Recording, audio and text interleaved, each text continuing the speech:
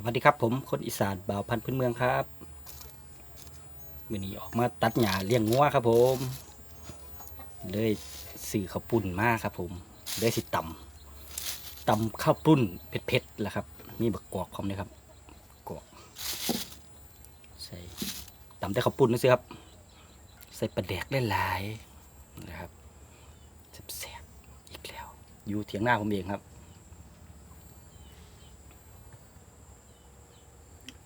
กับปลาแดกปลาซิวได้การเลยครับ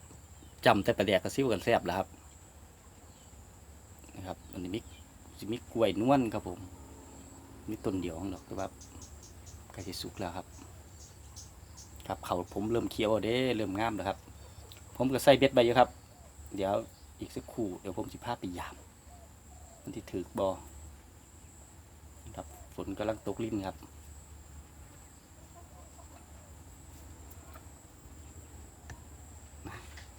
เริ่มกันเลย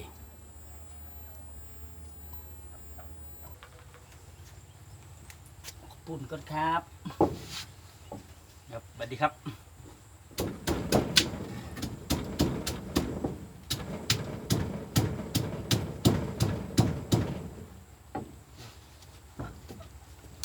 เดี๋ยวมันจะลมครับ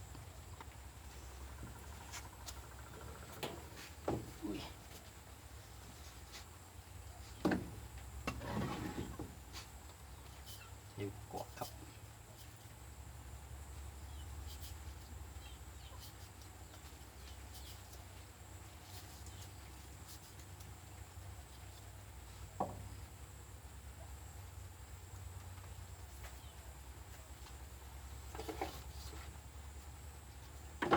พาเราะทง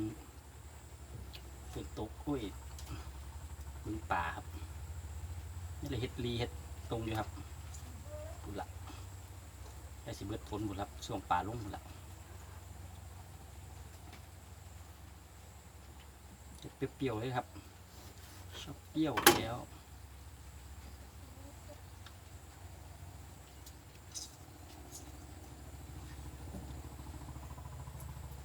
โอ้ทำได้เหรอครับผมชู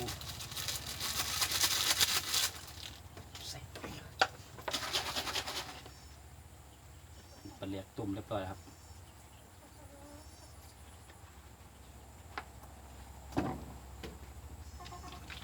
ปลาเลียกปลาซิว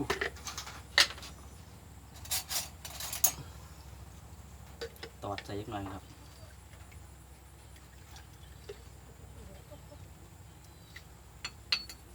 สิบชิ้นครับผม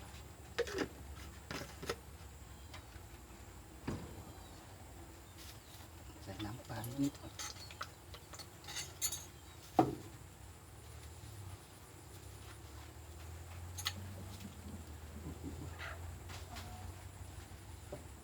ใส่บุญเลยครับอันนี้15 บาทครับผมปูด15 บาท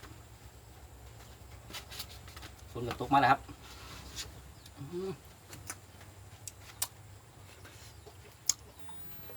เสร็จแล้วครับนี่ครับตำสั่วผมกระเดยตำข้าวปุ้นครับผมมีแจงเดี๋ยวชิบุมีน้ำมันได้ครับแต่ว่ารสชาติจัดจ้านแซ่บขนาดน้ำลายแตกเลยครับ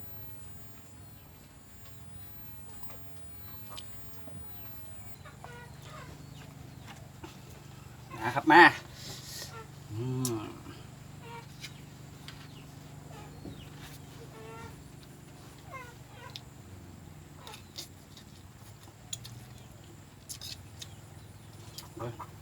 ขาดน้ำซะหน่อยโอ้ยังครับจะรสจัด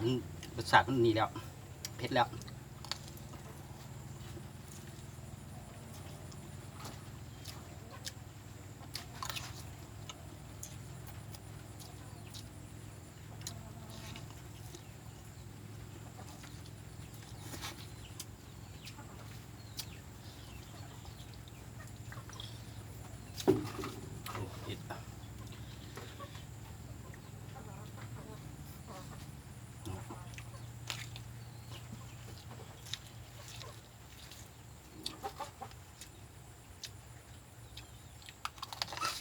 นี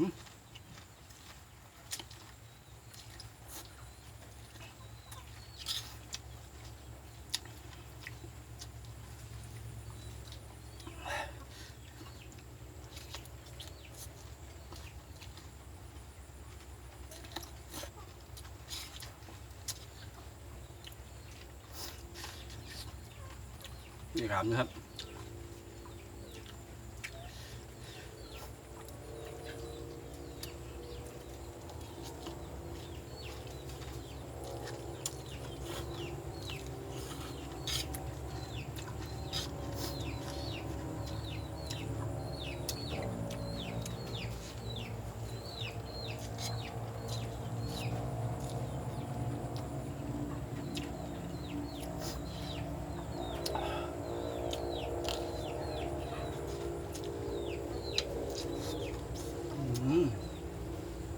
น้ำไม่มีครับ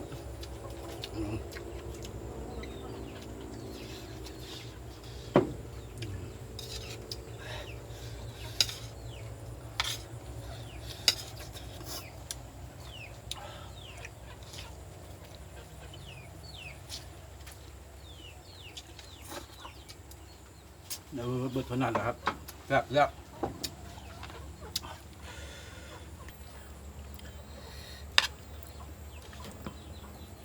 นะครับบรรยากาศนะครับเดี๋ยวเบิดแน่นอนเห็นบ่ครับเบิดแอนแลดแสบอยู่เด้ว่าเบิดแสบครับเลี้ยงโอ้ใส่มาหิวเข่าต้นครับทางในมีขนาดอยู่ด้วยครับมีป่าแห้งปิ้งป่า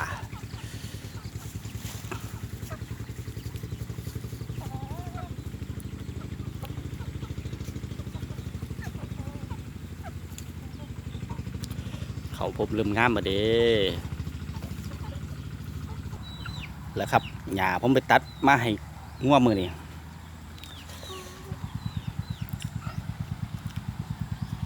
ตัดเอาน้ำค้างทางแล้วครับแต่งัวออกเป็นลามอยู่ครับอยู่กลางเดิน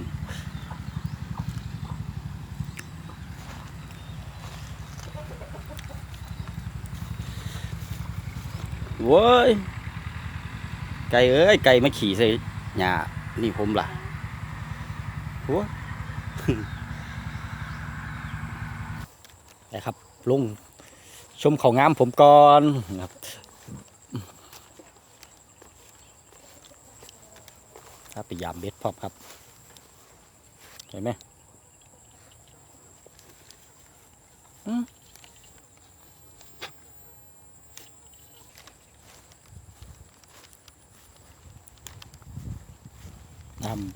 อัพเต็มให้หน้าแหละครับเดี๋ยวนี้เล็กน้อยครับปลากำลังบืนขึ้นมาครับอะไรโอเลี้ยงนี่ยังคุบยังวะ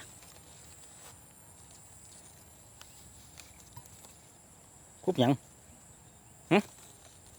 คุบยัง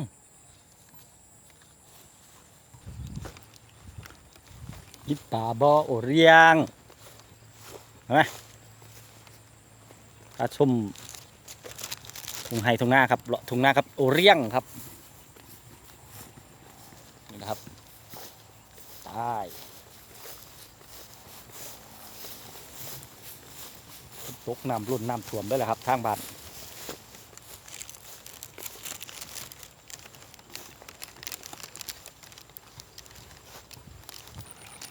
ครับฝนตกลิ้นไม่อีกแล้วน้ำเต็มน้องสาเลยครับน้ำล้นเลยนะครับกระท่อมฝนกระตกครับผมลบฝนเล็กน้อยกันแล้วดีฮะแต่แทนมะปูได้ดีครับ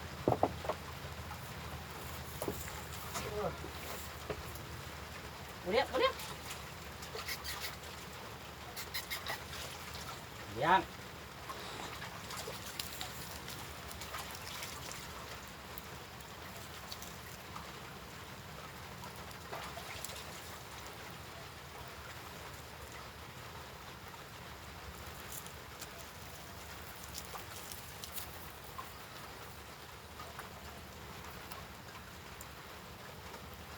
ตกดีกันนะครับผมไปอยู่ บรรยากาศที่ช่วงนี้ไม่ได้ไปใส่ครับมาเลี้ยงงัวครับผมเลี้ยงงัวกับอิวเลี้ยงเดี๋ยวผมก็จะเอางัวเขาคอกนะครับประเทศนี้ผมขับแล้วจนจบแล้วขอให้อยู่ดีมีแห้งนะครับมีความสุขแล้วครับลืมกดติดตามคนอีสานบ่าวพันเมืองครับผมนะครับง่ายๆแบบง่ายทุ่งแนวครับบ้านๆแหละครับขอให้อยู่ดีมีแห้งครับผมสวัสดีครับ